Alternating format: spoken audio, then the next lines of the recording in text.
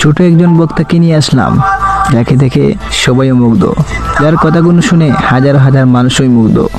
তিনি কে? এই প্রশ্নটা সবার কাছে উত্তর থাকে। তিনি কে? উনার অতটা জ্ঞান ছোট থাকা অবস্থায় কীভাবে হলো? প্রত্যেকটার প্রশ্ন আজকের ভিডিওতে দেব।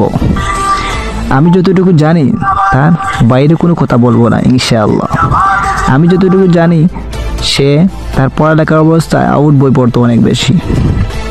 বর্তমানে তিনি একটি মাদ্রাসায় কাফে পড়ালেখা করেন। তিনি বর্তমানে একজন সিনিয়র সম্পাদক। হুজুরের জন্য সবাই দোয়া করবেন, আল্লাহ তাআলা যাকে যেন একজন বড় উঁচু মাপের মর্যাদা লাভ করেন।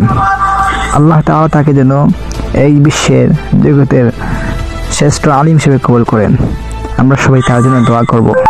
এবং ভিডিওটি যদি আপনাদের ভালো লাগে থাকে এবং এরকম ভিডিও পেতে আমাদের চ্যানেলটি সাবস্ক্রাইব করে থাকবেন। আল্লাহ হাফেজ, আসসালামু আলাইকুম।